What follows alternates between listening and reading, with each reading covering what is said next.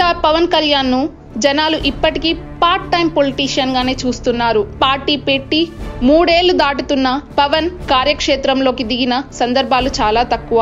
Out date అయిపోయిన విషయాల మీద ట్విట్టర్ లో తన అభిప్రాయం చెప్పడం మినహాయిస్తే నేరుగా గ్రౌండ్ లోకి దిగి రియాలిటీని చూడడని, ప్రకటనలు ఇవ్వడం తప్ప ప్రజా సమస్యల్ని పరిష్కరించడానికి చేసేది తక్కువని పవన్ మీద విమర్శలున్నాయి. అయితే ఈ మధ్య ట్విట్టర్ లో కొంచెం యాక్టివ్ అయ్యి రోజు ఏదో ఒక ప్రకటన మాత్రం ఇస్తున్నాడు పవన్. ఇలా ట్విట్టర్ లో యాక్టివ్ అయితే ఏం ప్రయోజనమని, సమస్యలపై నేరుగా ఎప్పుడు స్పందిస్తాడని పవన్ ను నిలదీస్తున్నారు జనాలు. ఓ పత్రికా కార్యాలయంలో అగ్ని ప్రమాదం చోటు చేసుకుందని, అక్కడికి వెళ్లి సిబ్బందిని పరామర్శించడంపై విమర్శలు వ్యక్తమవుతున్నాయి. మొన్న ఏర్పేడులో అంత పెద్ద ప్రమాదం జరిగి 15 మంది దాకా ప్రాణాలు కోల్పోతే పవన్ అక్కడికి వెళ్ళలేదు.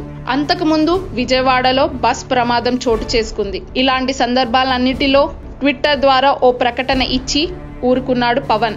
ఓ పత్రికా కార్యాలయంలో ఏ ప్రాణ నష్టం జరగని ప్రమాదం మీద ఆందోళనతో అక్కడికెళ్లి సిబ్బందిని పరామర్శించాల్సిన అవసరం ఏమొచ్చిందని జనాలు పవన్ ను నిలదీస్తున్నారు. ఆంధ్రప్రదేశ్ లో జరిగిన విషాద ఘటనలకు సంబంధించి నేరుగా వెళ్లి బాధితుల్ని పరామర్శించి ఉంటే ఆ కుటుంబాలకు అంతో ఇంతో ఊరటగా ఉండేది. చేతనైన సాయం చేసినా బాగుండేది. అయితే ప్రభుత్వాన్ని ఇబ్బంది పెట్టే అలాంటి పనులు మాత్రం పవన్ చేయడని, కానీ తెలుగుదేశం ప్రభుత్వానికి అండగా నిలిచే పత్రికా కార్యాలయంలో ప్రమాదం జరిగితే టెన్షన్ గా వెళ్లి పరామర్శిస్తాడని, దీన్ని బట్టి పవన్ విశ్వసనీయత ఏంటో అర్థమవుతోందని జనాలు విమర్శిస్తున్నారు.